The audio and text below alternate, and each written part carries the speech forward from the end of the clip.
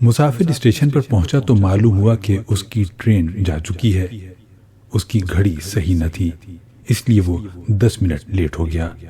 اتنی دیر میں ٹرین آ کر چلی گئی۔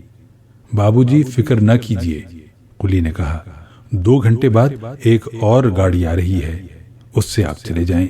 اتنی دیر پلیٹ فارم پر آرام کر لیجیے۔ مسافر نے قلی کا مشورہ مان لیا اور 2 گھنٹہ انتظار کے بعد اگلی ٹرین پر سوار ہو کر اپنی منزل کی طرف روانہ ہو گیا۔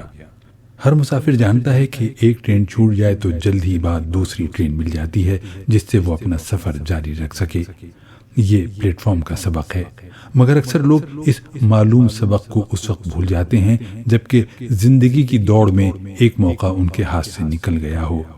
پہلی بار ناکامی سے دوچار ہونے کے بعد وہ مایوس ہو جاتے ہیں یا احتجاج و فریاد کے مشغلے میں لگ جاتے ہیں، حالانکہ صحیح بات یہ ہے کہ وہ اپنے مقصد کے لیے نیا منصوبہ بنائیں، وہ اگلی ٹرین سے چل کر اپنی منزل پر پہنچ جائیں۔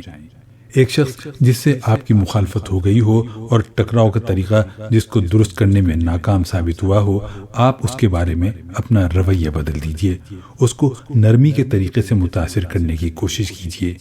عین ممکن ہے کہ پرانے طریقے نے جس کو آپ کا دشمن بنا رکھا تھا، نئے طریقے کے بعد وہ آپ کا ایک کارآمد دوست ثابت ہو۔ آپ کہیں ملازم ہیں اور وہاں آپ کی ملازمت ختم کر دی جاتی ہے، آپ اس کے پیچھے نہ پڑیے بلکہ دوسرے کسی میدان میں اپنے لیے ذریعہ معاش تلاش کرنے کی کوشش کیجیے۔ ہو سکتا ہے کہ نیا کام آپ کے لیے پہلے سے زیادہ نفع بخش ثابت ہو۔ کوئی آپ کا حق نہیں دیتا، اس سے آپ کی لڑائی شروع ہو جاتی ہے۔ سالوں گزر جاتے ہیں اور آپ اپنے حقوق کو حاصل کرنے میں کامیاب نہیں ہوتے۔ آپ اس کا خیال چھوڑ دیجئے اور اپنی محنت پر بھروسہ کیجئے۔ بہت ممکن ہے کہ اپنی محنت کو کام میں لا کر آپ خود وہ چیز حاصل کر لیں جس کو آپ دوسروں سے مانگ کر پانا چاہتے تھے۔ زندگی کے بیشتر مسائل تنگ نظری کی وجہ سے پیدا ہوتے ہیں۔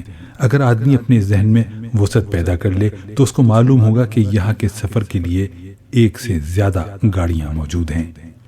جو چیز وہ مقابلہ آرائی کے ذریعے حاصل نہ کر سکا، اس کو وہ باہمی جوڑ کے ذریعے حاصل کر سکتا تھا۔ جہاں حقوق طلبی کا طریقہ مقصد تک پہنچانے میں ناکام رہا، وہاں وہ محنت کا طریقہ اختیار کر کے اپنی منزل تک پہنچ سکتا تھا۔ جن لوگوں کی باتوں پر مشتعل ہو کر وہ ان پر قابو نہ پا سکا، وہ ان کی باتوں پر صبر کر کے انہیں جیت سکتا تھا۔